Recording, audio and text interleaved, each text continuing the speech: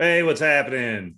You are live with the Toe Bugs. My name's Nick, and I'm joined with Nate Castile, Nathan Lundy, and Jeremiah Craig. What's going on, guys? How's it going? Yo, how's it going, everybody? Good. So, how was y'all's Memorial Day weekend? You do anything fun? Let me Yeah, know it in was It's the awesome. pretty chat. good up here. The only problem was we had a lot of rain like Saturday and Sunday, so not a lot of great boot wearing or outside weather, but got a lot of chance to relax. That was the big thing. There it is, Dr. Pepper. I did actually. I sent them an email. Trying to get a sponsorship. Yeah, or a discount code or something. At least a 12-pack of Dr. Pepper. Yeah, at least. Something. All right. So, Nathan, how was your Memorial Day weekend? Very uneventful. I had to work. I had to work through some of the weekend, but was able to relax on Monday and take everything easy and spend a little time with the family and stuff. So it was really good. Good. Jeremiah?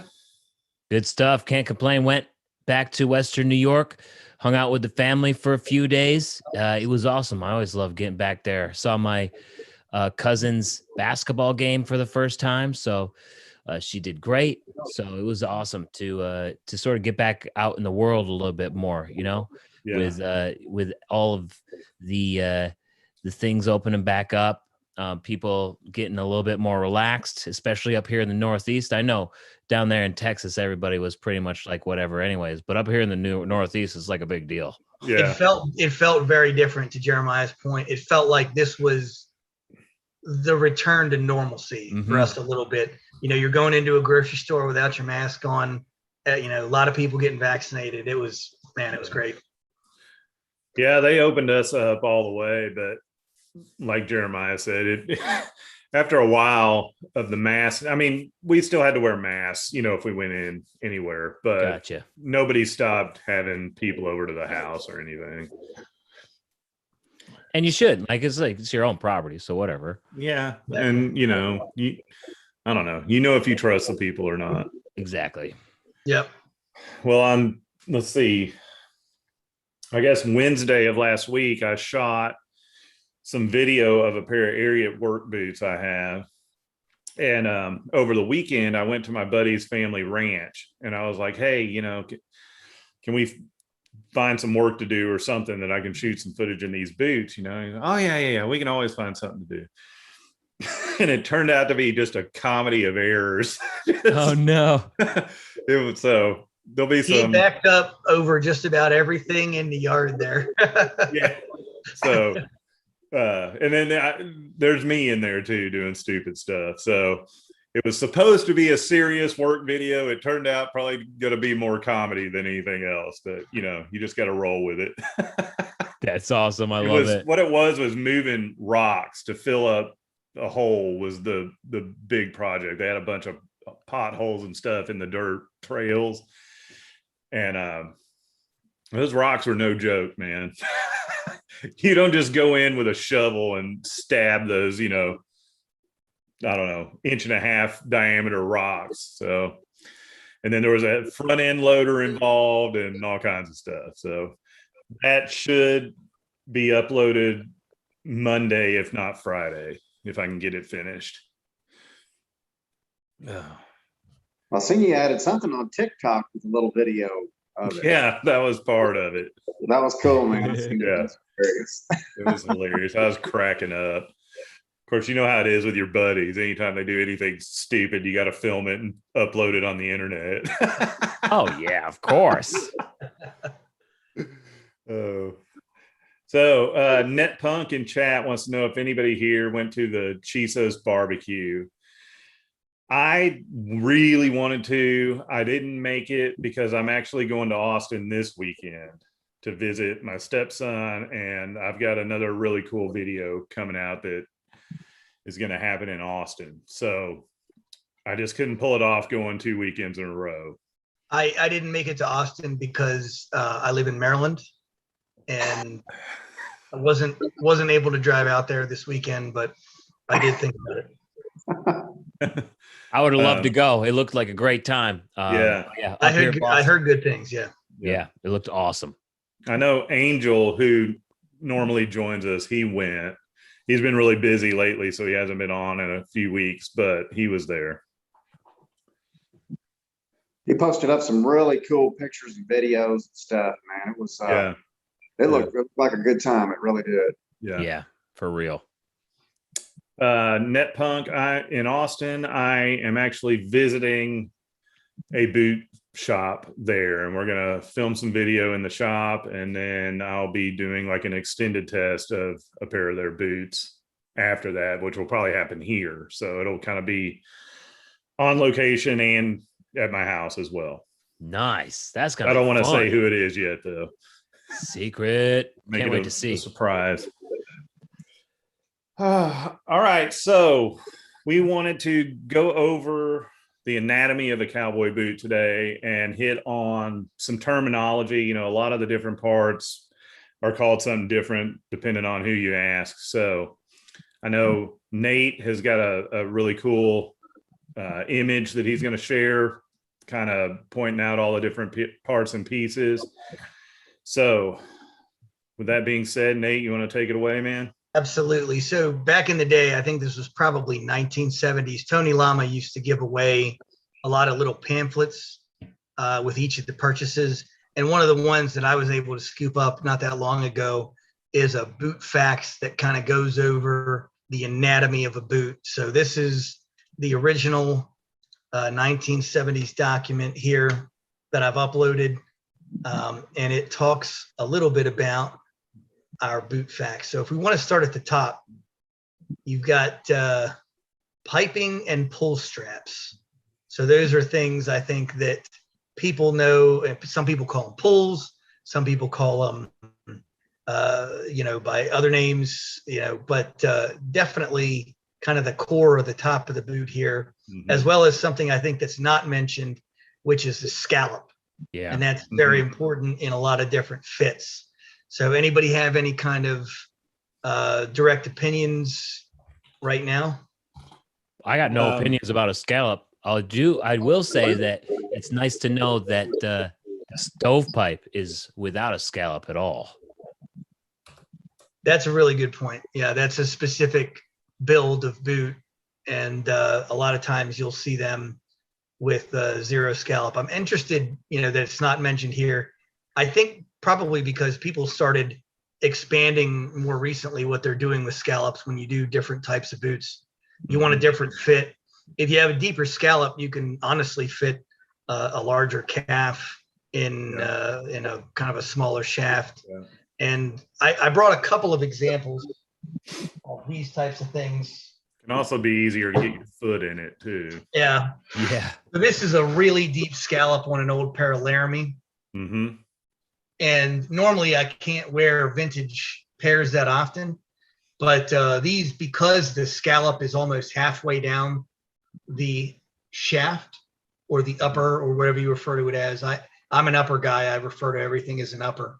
Yeah. But those scallops, if you can make them a little bit deeper, if you want something custom made, it'll accommodate a larger calf. Yeah. So that's a good thing to hit on, is the, uppers or shafts, or some people call them tops as well. Nathan, you mentioned something to me earlier about that, about some of the old timers. Yeah, some of the the older terminology and stuff in which they pretty much carry it with them. They call all of them tops, and they call the top stitching, and like he's mentioned the piping, you got top piping and then you have your side piping and stuff. But I think as the boot evolves, and I think the terminology evolves too, because we hear shafts a lot.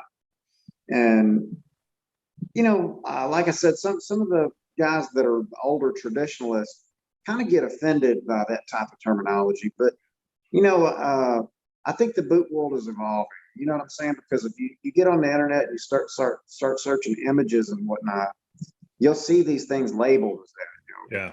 Like he said, Nate called it, the shaft. And then what else did you call it, Nate? Upper.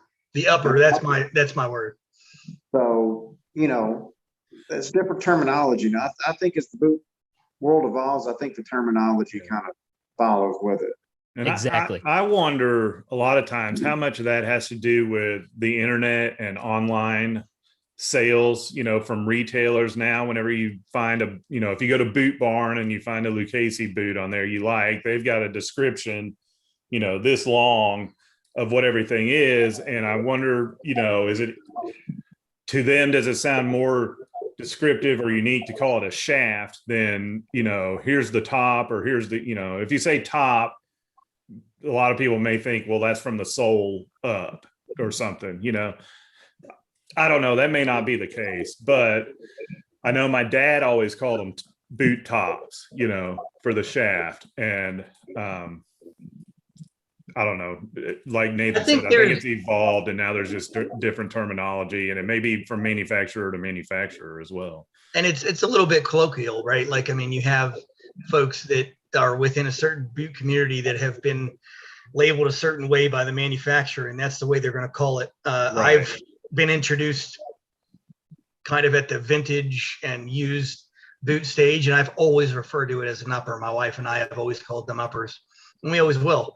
And I think as long as we all kind of understand and respect the fact that there are people out there that have, terminologies that may not necessarily jive, as long as you can make the translation, let's go with it. Yeah. And that's a good point of why we're doing that. Almost every piece of the boot is going to have more than one descriptive word, labeled for it. So, anyways, one thing I wanted to mention that you showed is piping, and that's what I call it, along the top of the boot as well as down the side seam is piping, but it's basically the same as cording, which is what it's usually called if it's decorative in place of stitching on the shaft or whatever. It'll be called cording, but it's pretty much the same as the piping, just in a different application. And I've seen it called cording a lot of times. You'll see this in really early vintage boots. In the vamps, when you have an Algonquin style vamp, it's corded around kind of the top middle of the vamp to create, the interior plug of the vamp, and then the exterior, which could be a similar or different leather. So absolutely, I've seen the cording a lot, specifically in terms of like the Algonquin style vamps that have cording along the inside of the vamp. Right. Like here's a Rujo. Yep. And down the side here, I would refer to that as piping, but then this decorative piece, along the front and back, to me is cording. Mm-hmm. Yeah. One of the interesting things I think that's been brought up recently, at least I've seen on my Reddit channel, about leather piping is the interiors of the boots being covered by a leather strip or not. Seems like a lot of people are bothered by that interior piping. When it breaks up a little bit, it'll tend to have some edges. So if you don't cover it with a leather strip on the inside, it can tend to cause some irritation in used boots. So I've seen a lot of people recently specifically looking for some of the leather lining, if you will, an extra layer of lining over the interior piping. Yeah. When a piece of piping breaks, it causes kind of a little bit of a sharp edge. Oh yeah, it does. I had that problem with my first Abilenes. After like 5 years of wearing those things, the piping would crack on the outside, and then in the inside a little bit. I know what you're saying, but yeah, the cheaper piping definitely cracks on the outside. You see it with Ariats all the time. Yep. Yeah. After like a couple of months, it happens. Yeah. Yeah.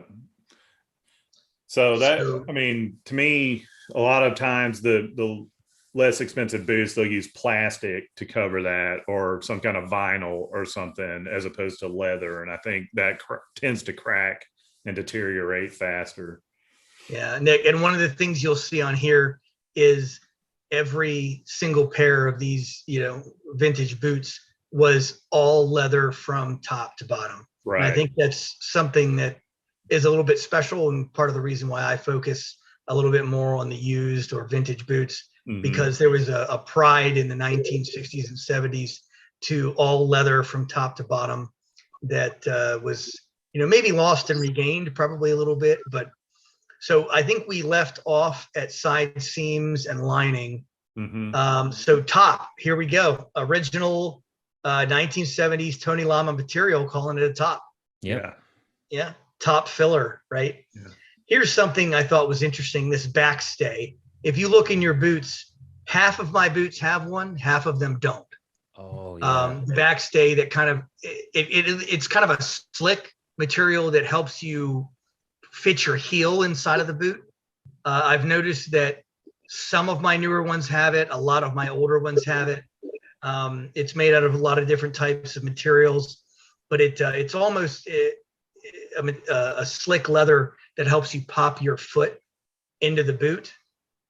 They don't address stitching on here, but I think it's something that bears mentioning for all of us, that, you know, it's a kind of a critical part of the style of a boot. You know, you have simple stitching, you have inlay, you know, you have outlay on a boot that can be a part of the construction of the boot, and it can affect how it wears.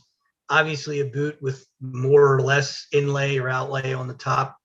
One of the ones I brought to talk about inlay and outlay is a pair of 1960s double eagle. And you can see here, you have the upper, there's no stitching at all. It's all built off of a leather, and you have different styles of leather inlay and leather outlay inside of the upper. You have a leather collar. I don't know that we've talked about this or not, but basically, you know, stitched all around the top of the boot. You have a separate layer of leather, or, you know, alligator or whatever has it in that type of situation.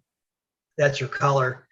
And then, you know, the inlay and outlay can be part of the upper of the boot. We see this in a lot of classic or custom made boots. They'll do initials, they'll do things like that. And it just depends on whether the leather is underneath or up top as to whether it's referred to as inlay or outlay. Two terms that you said there that I've heard different things of too. Outlay, I've also heard as overlay. Mm-hmm. And then also the collar, I've also heard as a crown too. Yeah.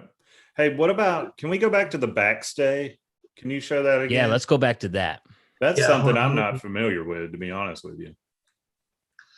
So I see this in a ton of the vintage boots. I brought a pair of Nakona here that have a backstay sewn into them, but it's kind of a smaller one. It'd be really hard to show on camera, but it's almost a separate little slick leather layer that is sewn into the back of the boots that's designed to help slip the heel into the vamp. So the idea being, if you have this soft leather inlay and you're trying to slide your foot into a boot, when your foot hits that soft, you know, kind of easy vamp or the leather lining material, it's not going to slide in very well, right? It's not something that takes in, you know, moisture, takes in any kind of friction very well. It's usually meant to make, you know, your calf and the upper part, the lower part of the leg feel, you know, comfortable. So there is a small piece of layer, leather. You see the kind of white in the very back of these donuts? Yeah. Okay. So I know what you're talking about. That is the backstay right there. And that is made specifically so you don't have tearing between, the first reason, you don't have tearing between, you know, the heel counter and the upper, I'll call it, because that's what I call it.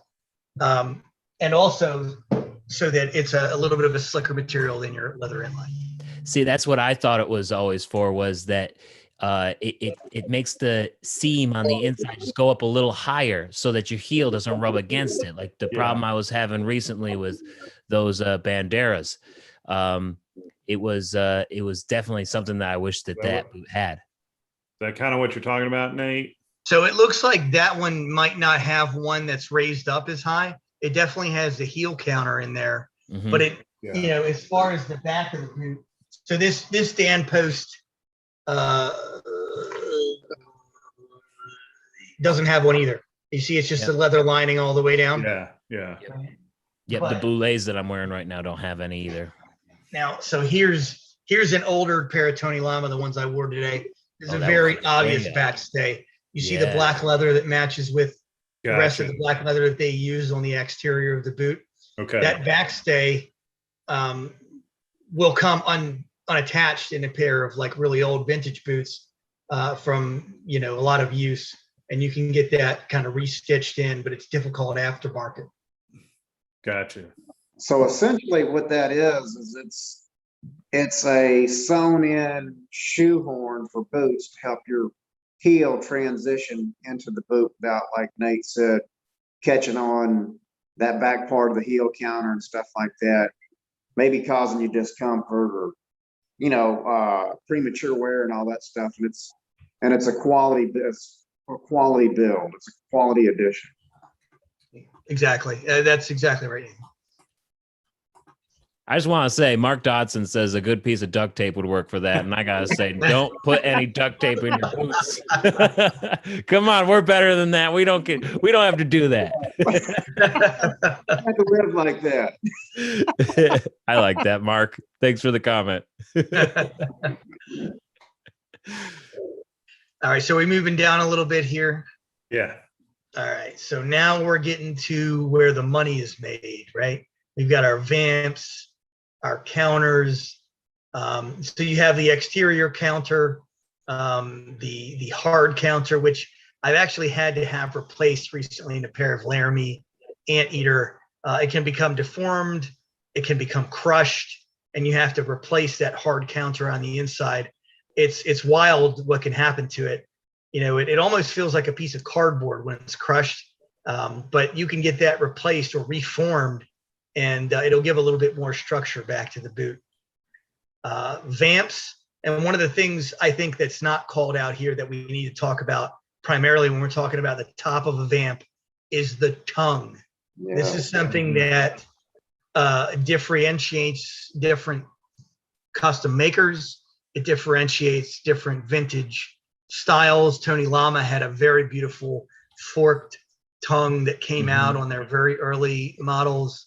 And you have custom makers like Paul Bond that have very specific tongues. Even if the name wasn't printed in the boot, you could literally take a picture of the tongue and you know exactly what pair you're talking about. Great addition. 100% agree. Yeah. Yeah. So other parts of the vamp that I think we probably need to talk about is, I think you brought this up earlier, Nick, as we move down the front of the vamp, we're talking about the toe bug, Mm-hmm. right? The toe, what else I've heard? Bug and wrinkle. Wrinkle. Yep. Yeah. Flower. Toe Wrinkle. flower. Toe flower. Yeah, exactly. Sometimes people just say toe stitching. Yep. Yeah. And so a lot of times what I've noticed is in vintage pairs, at least, you could kind of differentiate between a pair of really, really high-end customs because they'll decline to add this stitching to really, really nice pairs of exotic skins, maybe an anteater or a whale or a turtle, whereas they'll use it as a marker for quality on others where you can kind of distinguish, again, just like a tongue, you can distinguish whether they add a certain amount of loops to their filigree pattern that they have in between the stitching. And it kind of distinguishes the maker. It's also another mark of quality that they used to leave on these boots on the vamp area. Yeah. And Very Jeremiah something. brought up the wrinkle. That is not present on all toe bugs because that, in my understanding, is basically cording. Yeah, This. 100%. If you look at this pair of Hondos here, it's got the stitching, but it's not raised cording right here. It's more decorative. Whereas on this pair of Rujos, again, it's got raised cording. I don't know if that's coming through, but this is actually cording sewn in to There's a good example too. to keep it. It's supposed to make it crease in the correct spot when you bend your foot. I like it when the cording is in there too. I do too. That pair I just threw up there was a pair of like early 1970s Nakona, and they wear like a slipper when that cording is in there, and it matches with the toe bug. It creates that perfect bend in there for the boot. Yep, my Nakona's the same way. Love that, and it's placed just right. Yeah, they had it. Hey, Net Punk in chat says that it can also be referred to as the toe medallion, and I have heard that a lot of times as well. I've heard that a lot with dress shoes too, on like the way that they do the overlay or the wingtip medallion on dress shoes. So it can get a little bit confusing if you do the medallion, but for the most part, people will know what you're talking about if you're saying toe medallion on a cowboy boot. Yeah. Yep. And they rarely put them on exotics. Well, I shouldn't say that. It's usually on smooth leathers. I'll put it that way. Yeah, actually, I had a pair of Luke Casey that had stitching down both sides and the middle on a pair of Teju, and I loved wearing those because Teju, the biggest problem is separating at those ridges of the leather. So if they're all sewn together, you're not going to get any kind of separation. So I loved wearing those in my size because I never had to worry about, I mean, certainly got to condition them and everything. But you didn't have to worry about a lot of that, scale slippage and tearing that you usually have to worry about with Teju. Yeah, that's a good point. I never thought about that. So I think you have that pair that you could show us? I don't have it up here with me. It's probably at one point we'll do a show where I will go down into my nightmare basement with 300 pairs of boots and 70 shelves and the boot cellar. It's like a wine cellar, but for boots. At some point, we'll go down there and we'll explore a bunch of different pairs. I don't have them right on me. They're down in the basement, but yeah, that's an actual. I thought it was a feature almost. You know what I mean? Like to prevent the breakage between the scales. But most of the exotics I have don't have any kind of bug on them, especially something that's thicker, like a gator or a Cape Buffalo or something. Is not going to have that. Right. Some people may disagree with me, but I don't think an exotic should have, a toe bug because it takes away from the beauty of the skin. I mean, not even elephant. Yeah. Even elephant, you want to see no toe bug? No toe bug. As a matter of fact, I had Luke Casey make a pair for me. They sent them to me. I waited 6 months for those boots, and I finally got them, and they had a toe bug, and I got them. I looked, I was like, damn, man. So I went ahead and took them and started driving off, and I got down I-10 and turned around, went back and said, I will not be able to live with this boot. I took it back to the guy and said, look, send them back with no toe bug. Yeah. And I feel, Nathan, because once you get into the real serious exotic game, every single scar and circle on this pair of elephant, I want to see a unique pattern, right? That is associated with the unique animal that no one else owns. Right. I mean, that's something that kind of comes to the core of what it is to own an exotic pair of boots, or even a natural color. When you get back past the dyed skins, it's something that you really take a lot of pride in. Right. Agreed. So, no doubt. So let's go over here to the back of the boot here. I think we've talked a little bit about the counter. I think one thing that I'll mention simply for those, exotic fanatics that are part of the community, the counter can be a really good place for you to identify hide because it's usually stretched in a way that will provide you with the clearest identification. This is true for shark. It's true for a lot of different leathers where the counter gives you just a very clear picture of what kind of leather you're dealing with, unless the counter and vamp are different leathers, obviously. Then you have the hard counter again, like I was talking about on the inside, the heel and rubber cap, right? So we all know we should have a stacked leather heel. I think that's something that's a given. The rubber cap, I've seen many different variations. You have people who put the toe or the cap savers. I don't know if you guys have ever seen those. They're kind of nailed onto the edge of the heel. They make a clicking sound when you walk around. It's basically like those. a little, yeah, I'm not a fan either, but I've seen them on a lot of pairs of boots, just like a kind of a toe saver that's nailed onto the front. Do you think that diminishes the value on the secondary resale market? If it's still on there and not, I have a crowbar in my shop, which I use to deftly and quickly remove all of those things that are kind of nailed into the bottom of the sole. I'm not a fan of them simply because it takes away from me the whole reason why you have a leather cap or a rubber cap on the heel is to be able to replace something quickly, easily. It gets worn down. Everybody knows that. Please don't wear the boots to the point where the heel cap is gone and you're starting to eat into the leather, stacked leather heel. Oh my God. I have seen so many pairs of people who should be paraplegics by the time they're done walking in these footwear.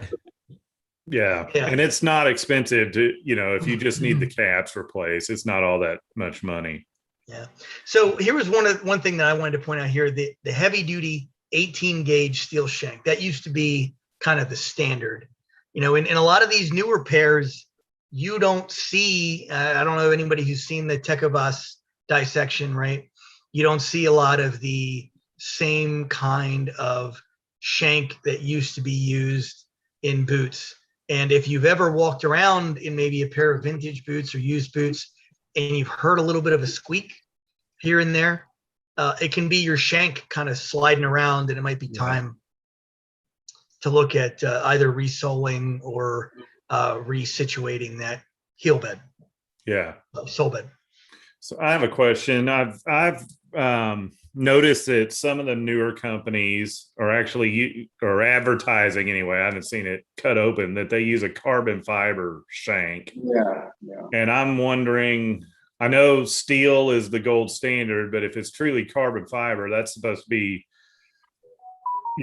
stronger than steel in a lot of cases, and it would be much lighter weight. What's your opinion on that?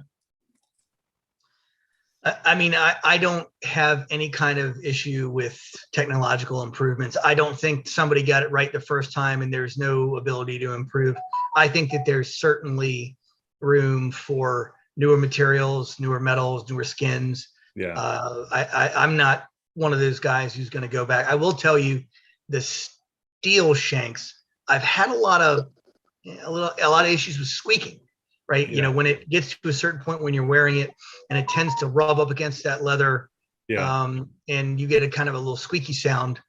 One of the things I will mention, because I live in Maryland and there's not a lot of people who wear cowboy boots. So what you should not do is when you're going through the Baltimore airport, tell someone that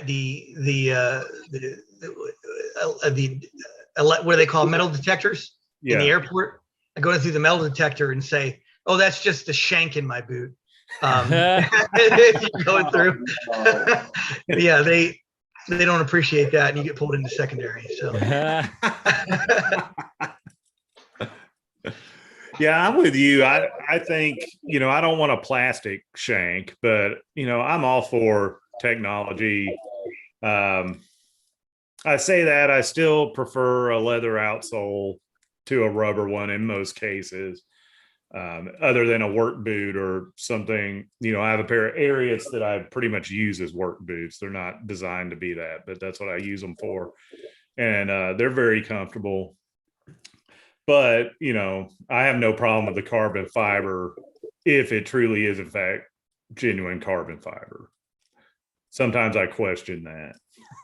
I don't know why. Yeah. So much stuff out there with a sticker on it with a carbon fiber pattern, and they'll claim it's carbon fiber. But and one of the things you can see even this far back, I'll just pop it up real quick again, is even when they're talking about these all leather areas, you see here right? All leather or Celastic toe box.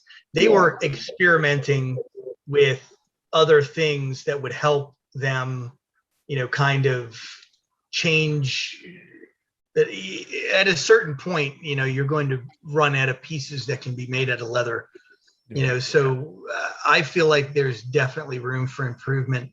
Toe box is something that I don't want slipping, or I don't want conforming, right? I want that to be hard. I want it to like my foot to be able to fit the same way every time. I don't want it kind of malleable. Right. If I have a square toe, I know that I'm going to be able to kind of do a work type scenario where I'm going to be walking around more. And I want it to stay that way. Yeah, I agree. That kind of distinguishes like a handmade boot, because they're going to traditionally want a leather toe box. That's how they're going to construct it with a steel shank and all that. But then you get into the production boots, the shelf type boots. They do that kind of stuff to save a little bit of time and money and everything else. It kind of drives the cost down a little bit too. So I mean, I'm with you on the technology changing. There's, that makes boots affordable. Yeah. Yep. And some of those older boots, like the really traditionally made ones, use nails as shanks, just like really long flattened nails that they heat up, pound flat, and then use that as the shank too. I mean, if you look at Lee Miller's Texas Traditions Instagram, you'll see him using nails all the time. Yeah. So like I don't expect us to always use nails for shanks on the factory level. Like that would be a ridiculous ask. Yeah. I agree. That's going the extra mile for sure. It's like blacksmithing, basically. All right. So what are we moving on to there, Nate? So I think we've covered probably a majority of the top to bottom here, unless there are any kind of extras. I mean, I added in some when I was talking about the pull straps. There's different kinds of pulls, right? So, I think I demonstrated, this is my favorite, the mule ear. Nice. Kind of an exaggerated long leather pull that goes down further than you would normally have on a pair of boots. Right. You look at Nathan Lundy's pair in the background there, you have a pair of buckaroo pulls. That's what I refer to them as, where they've got the pull holes in them. They've also got a small tab or something that's maybe securing the collar or the crown up there. That's such an very awesome beautiful. Who makes those, Nathan? These are custom. Iram Lozak is his name. He's got the little Facebook page and stuff. He did a really, really good job on these. Jeez, yeah, he did. Yeah, those are sweet. Those are amazing. And Nick has, matter of fact, another gentleman on the page, Philip, helped me to design the tops and the colors and stuff. So he did a really good job. Yeah, those look awesome. I love them. Yeah. And we were talking about some other stuff on the soles. We'll talk about soul savers in a little bit. Yeah. Did you put soul savers on those? I did, because I walk on a lot of cement, so I could chew up a set of soles in a month, but that we'll leave that for another part. Hey, I have a question going back a step. What exactly is Celastic? Do y'all know what material that actually is, or what it's made out of? From my understanding, it's like a hardened canvas. Oh, okay. That's what I understand it as, is a simple terms that's been explained to me as a simpleton enthusiast. Right. It's like a sort of a fabric of sorts that is hardened. Okay. In a way that is in a way that it won't stretch as much as leather, like Nate was saying earlier. He doesn't want a soft toe. That's where Celastic comes in, and it's also cheaper. So you're going to be able to save a little bit of money that way too. So a number of high-end makers, a lot of work boots actually use Celastic. Actually, what I've seen, it could be depending on the type of elastic you use, it may actually add a little bit to the cost because it's an added, like you said, it's a fabric. It depends on what you add to it, right? So it could be cheaper if it's something that just is kind of just like a basic rigid fabric. Gotcha. But there are some higher end higher end work boots that are looking for the stiffness that'll hold shape over time with no flattening that occurs with leather, right? You don't get bulging in the welt that tends to happen. So in case you bump into anything or drop something, it's not going to crush as much as maybe you would get with a leather. And again, it depends on the quality. You're 100% right, Jeremiah, when you say there are certainly some types of Celastic that you could get that are cheaper than using a leather one. But if you want a really good Celastic that's going to be not quite a steel toe, but in a work boot, it'll be something that'll keep it from crushing. Gotcha. So it's like a somewhat of a safety toe. But it's an impregnated fabric with some type of rigidity to it, right? So depending on what they use to impregnate that fabric is going to be, the type of rigidity that it holds. Gotcha. Nice. Another term for pull straps that I use a lot is pull tabs. I think NetPunk brought that up as well, but that's usually what I call them is pull tabs. But again, that's one of 20 names that you could call them, and it all means the same thing.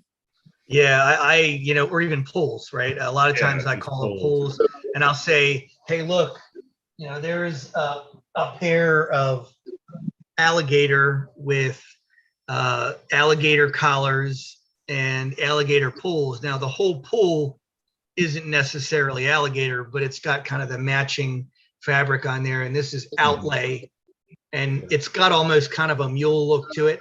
It's a little bit deeper, it's a little bit wider, but not quite what I would consider to be a mule tab. So I just generally call them pulls. And you see a lot on the higher quality boots. They don't mind taking a strap or two and adding it to the pull on the exterior or as an inlay. Yeah. And also on the counters on some of the higher end makers that, back in the day on the counter, they'd have a little overlay, inlay type design on the heel counters. And I'm sure Nate probably has a few pairs of those. Oh my God, you're talking about T.O. Stanley.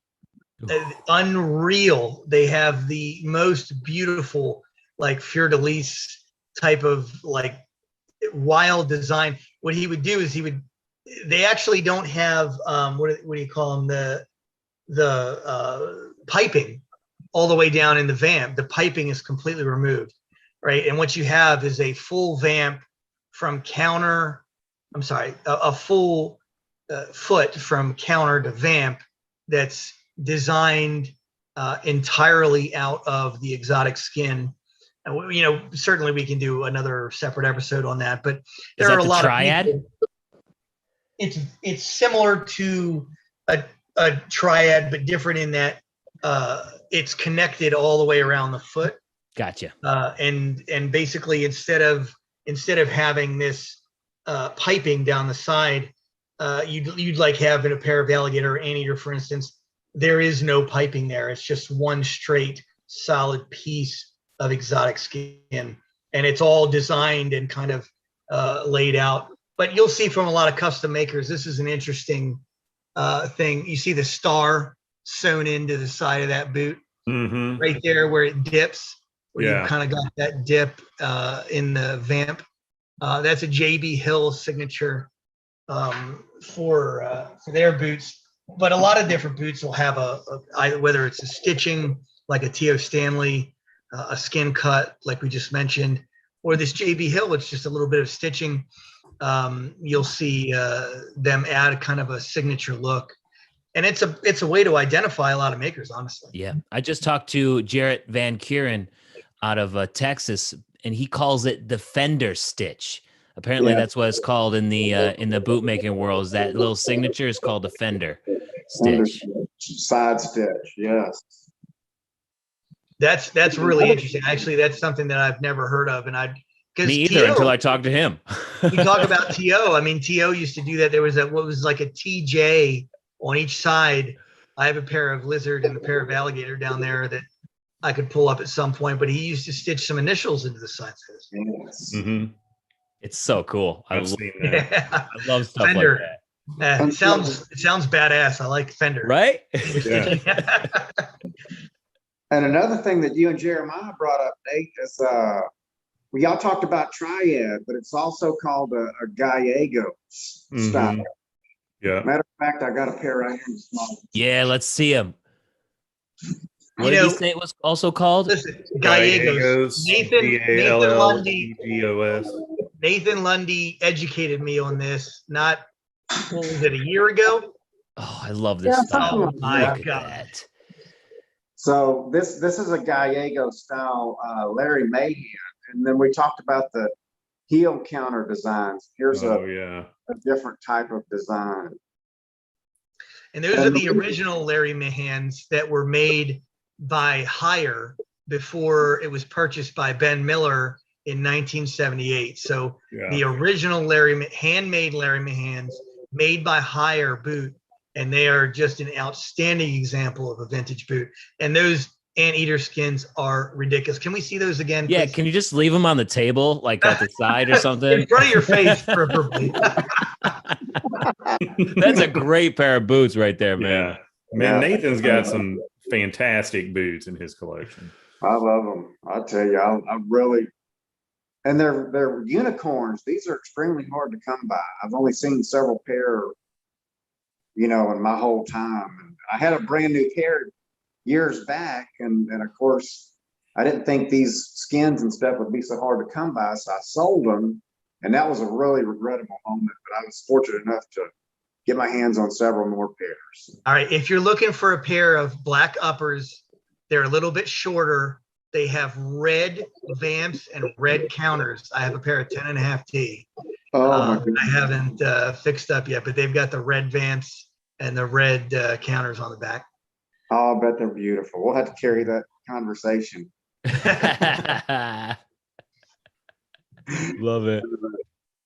But yeah, that's the gallego style. Of course, it adopted the name triad, but gallegos, that's the gentleman that invented that style of boot. Yeah. Yeah, and that was a new term to me until about a year ago is the first time I heard that. And I actually heard it on the Facebook groups. I always just thought it was a triad. Yeah, triad seems to be, as all of the vintage literature that I have, vintage ads, they've called it a triad for some time.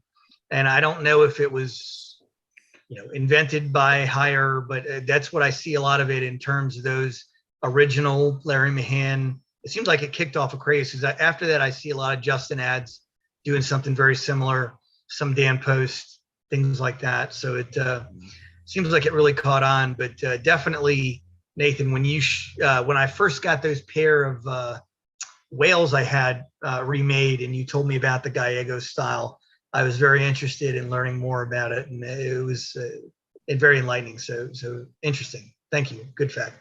Do you think it might have been just other manufacturers didn't want to use the guy's name? They want to do a similar style, but call it something different. They want to make it their own. Yeah, absolutely.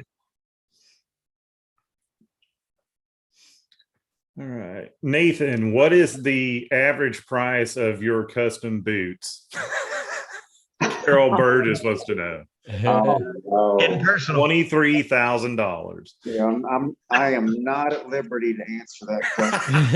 And if his wife ever watched see this video, if his wife ever watched this channel, it would be rough. Yeah. No public records, please. Yes. Just tell her $200. I mean, that's hey, that's why he pays in all cash, so there's not a paper. Oh boy. So is there anything else on the bottom of the boot that we need to talk about? I don't know. Let me bring this back up really fast just so we can all take a gander. Did we talk about the outsole and the welt and the Nope. insole? I don't know that we ever covered the very, very bottom of where we're stepping on a day-to-day basis. Yeah, we didn't talk about pegs or anything like that yet Right. either. Mm-hmm. Yeah. Where we start? I mean, personally, as far as pegs are concerned, I see the value of lemonwood pegs. They definitely flex. Double road lemonwood pegs were kind of the industry standard for a little while. I've seen a lot of them fall out. Yeah. A lot more than I have seen with, brass nails. And I've seen high quality cobblers these days that use both, depending on the situation, either one or the other or both. So lemonwood pegs, I've had a lot of flex, but again, that's also the situation where I start hearing a lot of from the bottom of the boot, like a lot of squeaking. So yeah, I've had some lemonwood pegs fall out too, but in similar, just on the other side of things, like the brass nails on a wet boot, if you wear it out like in the dew and dewy grass or anything, like I've had brass nails start to come out too, just because the brass nails won't expand with the leather when it gets wet like the lemonwood pegs do. So they start to turn green, which is really not good. They corrode. Yeah. Totally. And that definitely messes with the quality of the leather around the corrosion, doesn't it? Absolutely. Yeah, I would think so. I generally prefer one row of each.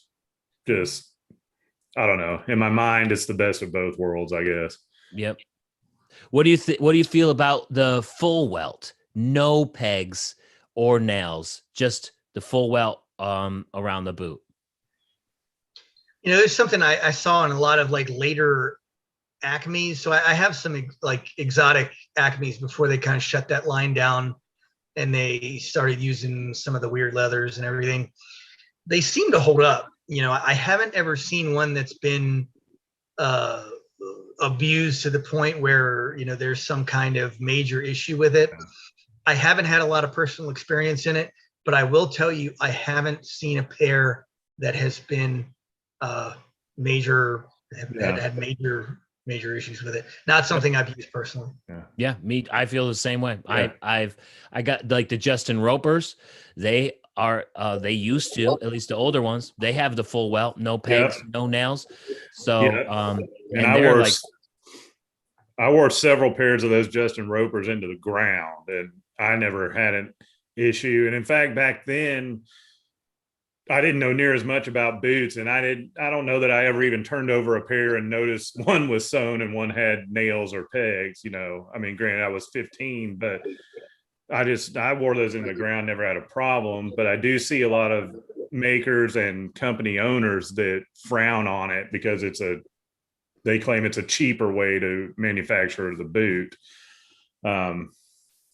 And I guess maybe if you were stepping on a campfire or something, it might be an issue, if it burned the stitching. But in everyday use, I've never had a problem. Yeah, and it's rarely done in like rubber outsoles. Like all the rubber outsoles that I've ever had have just been full welt, no nails in it. I mean, the only time I've ever seen that is like in the Justin Bent Rail line, where they've had the rubber outsole and then have the nails along the sides too, like the pegs in a leather outsole.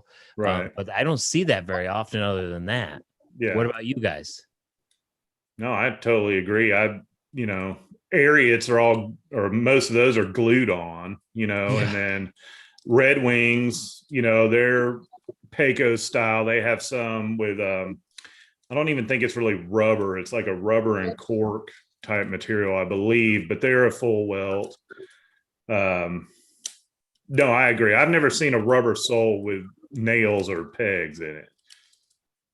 Yeah, I mean, I'm looking at a lot of the ones that I brought here for examples, and I've got about a 50-50 layering, from the newer JB Hills that have newer double, lined lemonwood pegs to some older Tony Lamas that have some brass nails in them, which was, could have been a resole, not something I was expecting, but none of these, I wear these 5 days a week to work, a different pair every day, and I have not had any kind of significant, again, little bit of the squeaking, which I think is due to the shank and maybe some of the older ones, but it could be maker's choice in this scenario where, if you lay your hat, Nathan, I'm interested, those customs, do they have a certain type of nail or a lemonwood peg?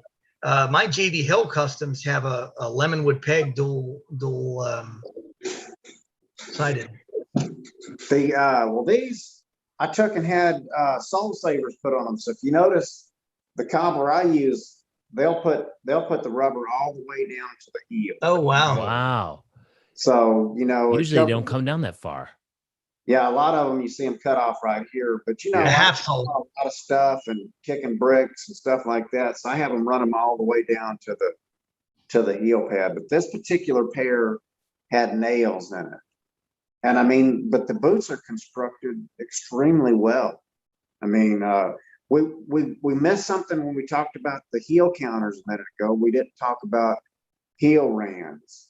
Oh, yeah. Some of them are plastic. See how like this has the spur ridge and it has the plastic heel rand. And of course, this causes controversy because some people say that it makes a lesser quality boot or whatever. Notice this one is a leather heel rand.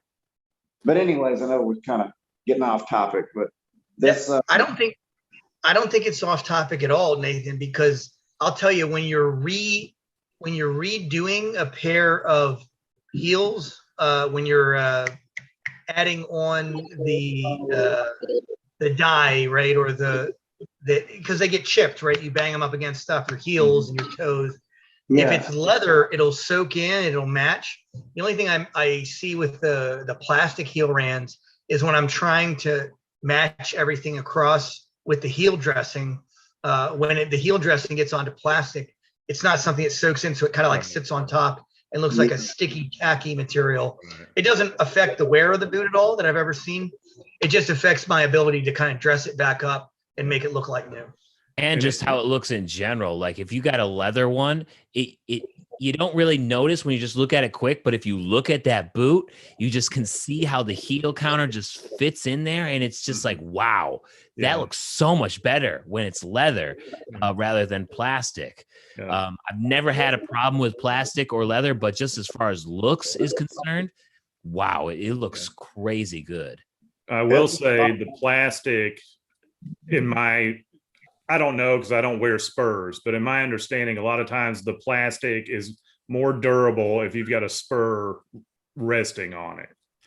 So it's kind of like, it's one of those things. I agree, Jeremiah, that the leather looks better, but if you wear spurs or you have, need that function, it may be better to go with the plastic. I really don't have a problem with it either way, personally.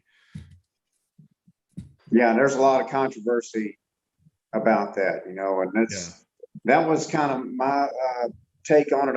I'm not a working cowboy, but it would stand to make sense that you could beat these up pretty good with the spurs and whatnot. Really not have to worry about damage. But then again, the guys have been wearing leather heels for years. Working cowboys. Yeah. I don't have that answer.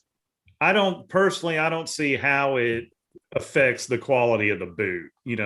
Looks wise, you may prefer one over the other, but it's such a small piece of the overall boot, and the labor involved to install it, I'm sure, is the same, or minimal difference. So I don't think you can just look at a boot and say, oh, it's got a plastic rand on it, so it's an inferior cowboy boot, in my opinion. And these boots that this gentleman makes, these are working boots. I mean, because the leather, it's stiffer leather. Yeah. These are boots that you can literally go out and work in. They would not fall apart. They're constructed really well. Last thing I'll add, I know we got to jump off, but I honestly respect the Soul Savers a lot because I feel like it does add a lot of life. And there are some people who have messaged me and told me I won't buy these because they have Soul Savers on them, and I'm an original boot guy. And I go, you don't want your soles to last longer? I'm sorry. If you don't like it, there's somebody who Yeah. Go down the line and listen, it'll last you another 6, 8, 9 months, depending on how long you wear them. I Yeah. think some people do that because they don't know how much wear it has previously. So seeing the original soles on there is a really good hint to how much wear it has. But when you have the soul saver on there, how many times has the soul saver been replaced itself? Like how much of the Are there imprint? holes in the sole?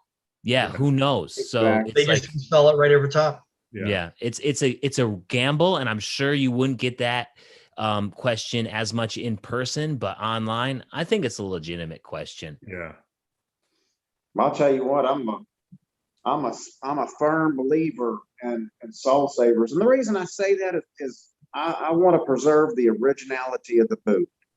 Because I in my respect that. opinion, yeah, if you have to go and resole the boot, they got to crack it open. And I mean, there's certain cobblers that can do it and you'll get it back better than it was new. But then others, you know, you're just it's kind of a gamble. So for me, I want to preserve the originality of the boot. And that's kind of my preference. That's a good point. I love it. That is a great point. Yeah. I've never used them. I don't know. I don't go through soles that fast. So that's probably why, but I don't have any, you know, major made to measure handmade customs like you do either, you know, Nathan. I mean, most of mine are pretty much off the shelf boots and I'm not that worried about it. But, you know, I've considered it on some of my exotics. Can we answer Carol's question? I think it's a really good question that I'd like your that you guys opinions on, if you're cool with that, Nick. Yeah.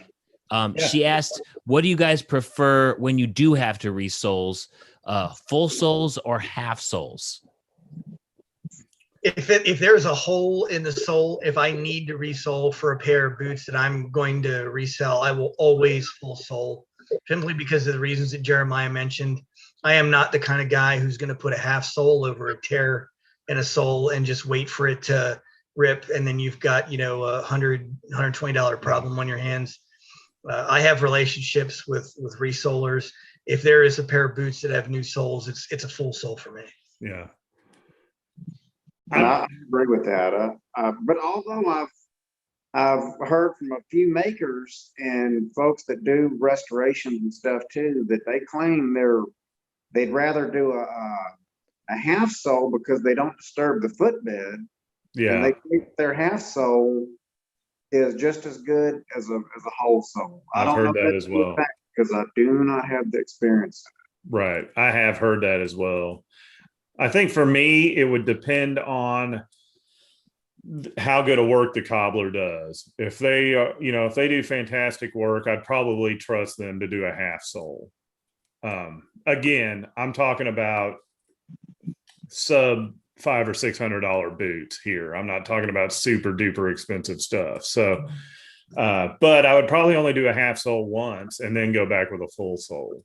Yeah, that's.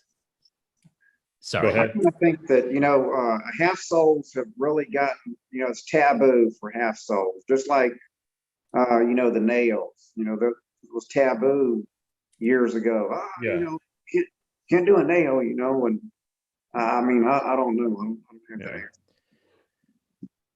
I always got mine half soled first when I got a hole in them, but I was just wearing them for like I had no intention of reselling when I got into it. Like as soon as there was a hole in the sole, I'd take him to the cobbler and the cobbler would say, oh, you need it. Why don't we just do a half sole this time, since it's less money, but you can only do it. They said that you can only do a half sole once. You can't do two half soles in a row, because then it will, if you do it again, the half sole has less integrity the second time around. So you have to starts looking like a go-go boot too. I mean, you start building up a couple of layers of leather on there. Yeah. Right.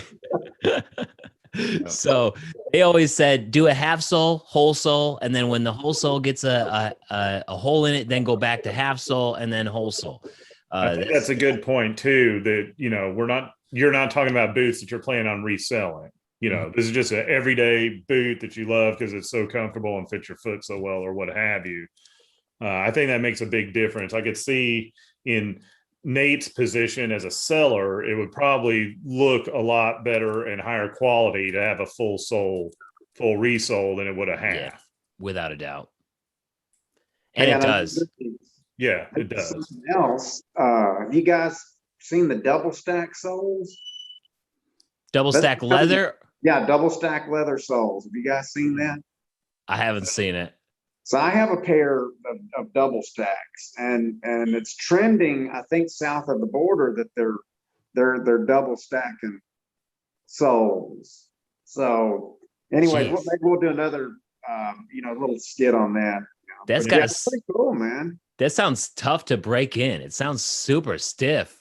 It's like Dude, they're platform awesome, like shoes. tennis shoes, man. I'm telling you, because they come from one of my custom makers, and it's incredible. You really you like it? I love it. Wow, cool. It's awesome. Do you have Wow, I'm those intrigued handy? now. Can you show us? They're actually in a box, but I'll Oh, tell you okay. on our next episode, Yeah. I'll make sure that I have them, and I'll show you the double stacks. Okay, sounds good. I'll just show them to you on the next. Yeah. All right. Well, I think that's a good transition. I think we're going to end it there, guys. I don't like to keep these going too long. So, but thank you to Nate, Nathan, and Jeremiah. I appreciate you guys coming on with me. Thank you to everybody out there who's watching. And I hope you gained some knowledge out of this. I know I certainly did.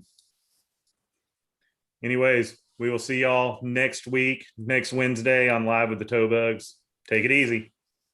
Thanks, everybody. Take care.